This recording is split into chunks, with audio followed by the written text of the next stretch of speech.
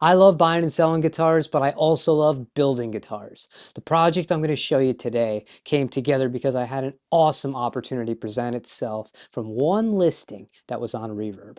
The guitar for sale was a Fender American Vintage 72 reissue Telecaster in candy apple red, but it had some extra parts on it and modifications.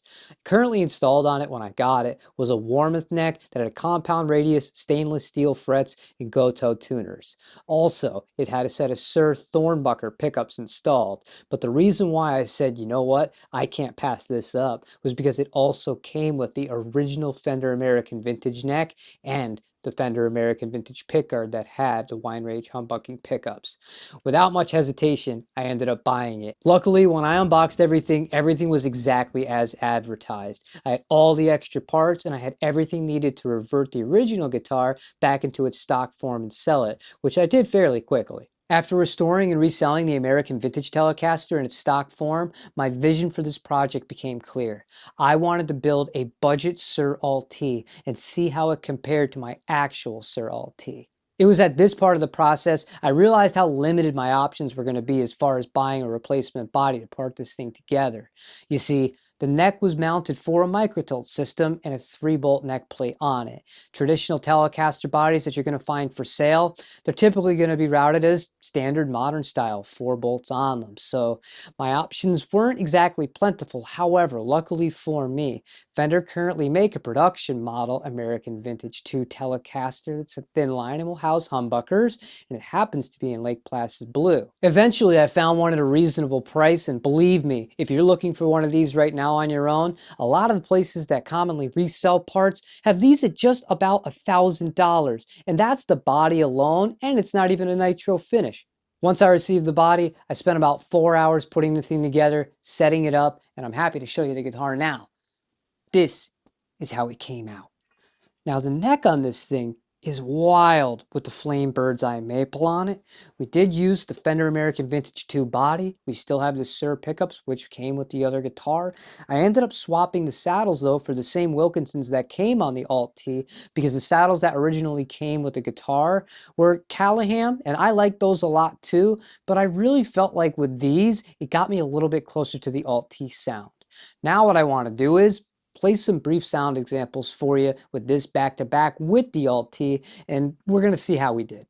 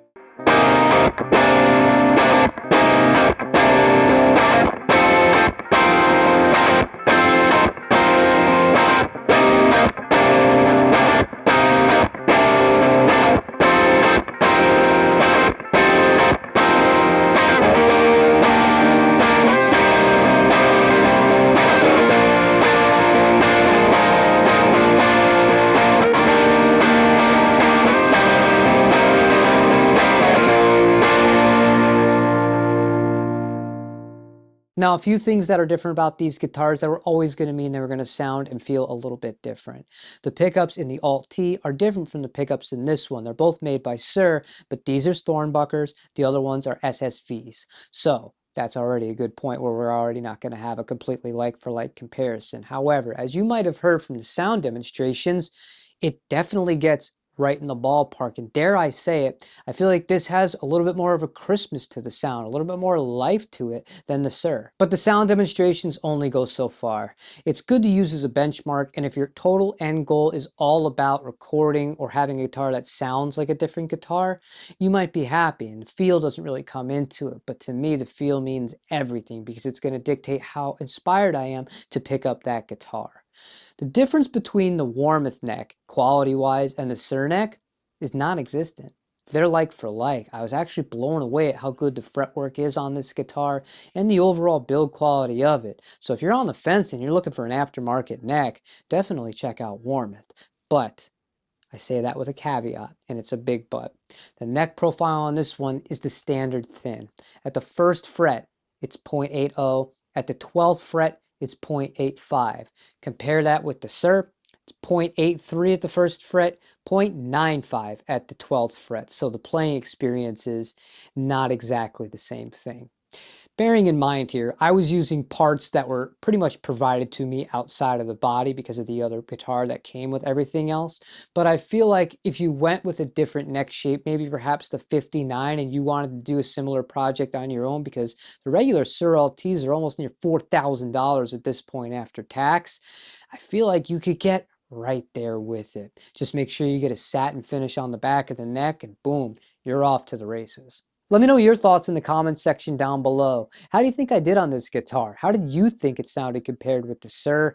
And given the option, which route would you rather go? Would you rather spend a little bit more money and have a perfectly finished guitar out of the gate? Would you rather put in some elbow grease and build something like this on your own while saving a substantial amount of money? And right now, all the money that we can save, all the better in my book. I appreciate you watching this video to the end, and a special thank you to all the channel members and the Patreons for your support. It really does mean the world to me. And if you'd like to join those people, there's a link in the description down below. They got to see this video a day early. Thank you, and I hope you have a wonderful rest of your day. Take it easy, everybody.